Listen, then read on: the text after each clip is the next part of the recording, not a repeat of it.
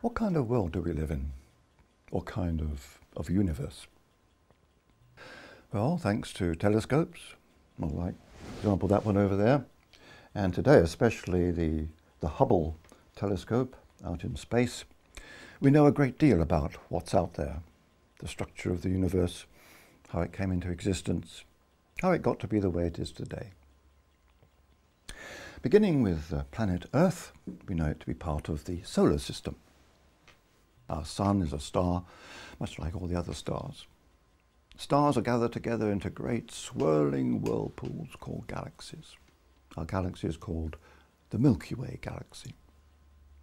Galaxies, in their turn, are gathered into clusters of galaxies. And these clusters stretch out into space as far as we can see. And when we observe distant galaxy clusters, we find that they are all receding away from us.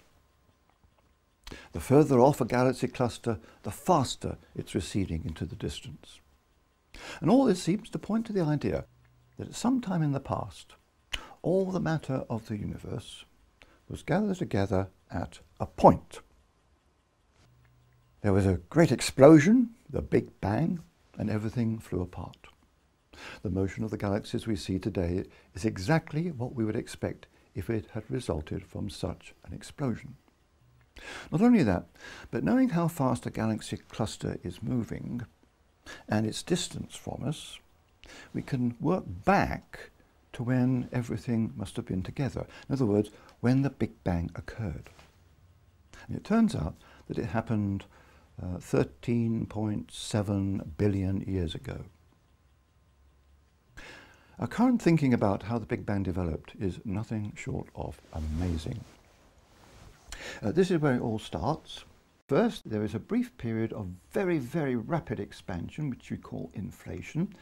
That gets switched off round about here, and then we get the normal sort of expansion we see today happening along here. We call that the Hubble expansion. Edwin Hubble was the astronomer who first discovered that the universe was expanding. In saying that inflation took place over a brief period, I mean really, really brief. It all happened in the space of a tiny, tiny fraction of a second. That's right, we're talking about what happened a tiny fraction of a second after the instant of the Big Bang. Yeah, it's a truly mind-blowing achievement. The Big Bang was such a cataclysmic event that we assume it must have marked the point when the universe came into being. In which case, it appears natural to ask, what caused it? What caused the Big Bang? And what came before the Big Bang? But there's a problem. It's all very well talking about what happened immediately after the instant of the Big Bang. Inflation, tiny fraction of a second. There is all the difference in the world between saying what the universe was like a tiny fraction of a second after the instant of the Big Bang and what it was like at the instant of the Big Bang, let alone what might have happened before that instant. You see, at that instant, all the matter of the universe would have been squashed down to a point, a place of no volume, so the density would be infinite. And there's no way our physics can handle a situation like that. We call it a singularity. We can't handle it, but at least we can give it a name. We call it a singularity. And that means we have no hope of extending our investigation through that instant to what might have preceded it, to what might have caused the Big Bang. Okay, that's one reason why the question, what caused the Big Bang, can't be answered. But there might be an even stranger reason. It's currently thought that the Big Bang not only saw the coming into existence of the contents of the universe, everything we see around us, but it also marked the coming into existence of space and the coming into existence of time. This is all bound up in Einstein's theory of relativity. So, there was no time before the Big Bang. Now, for those seeking a cause of the Big Bang, there's a problem here. Cause is followed by effect.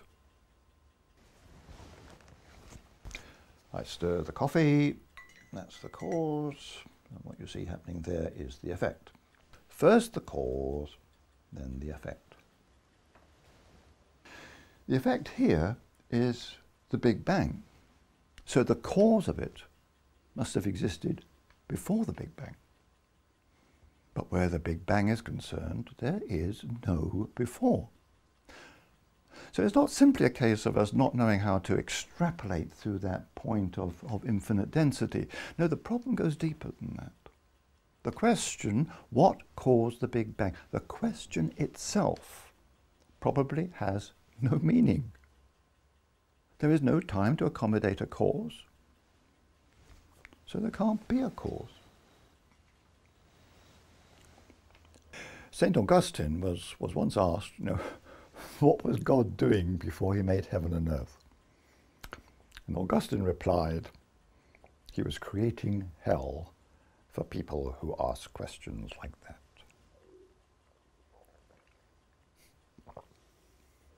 In fact, this is a fairly common problem when exploring science at its deepest levels. Now, when you're right up against the boundaries of the knowable, are you asking the right question? It might sound a perfectly fair question, what caused the Big Bang? But is it? No. A much better question in this particular instance is this. Why is there something rather than nothing? We're not talking specifically about the mechanism of the Big Bang. No, we're asking the very general question, why does anything exist? You see, if nothing existed, or had ever existed, would that call for an explanation? No. Why should anything exist? But as soon as something exists, anything at all, then the questions start. Why does this particular kind of thing exist and not something else? What is responsible for their existence? And once having got something into existence, does it need an agency of some kind to sort of keep it in existence? Science does not address questions like that. It takes the world as a given. Its job is to describe the world as it happens to be, without worrying why there should be a world in the first place. Which is not to say that the question, why is there something rather than nothing, can be ignored. It might well be a meaningful question. It simply lies beyond the boundaries of scientific inquiry.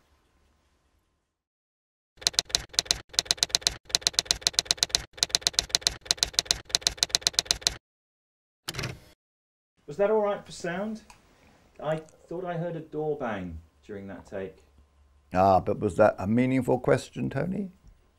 What caused the bang? Moving on.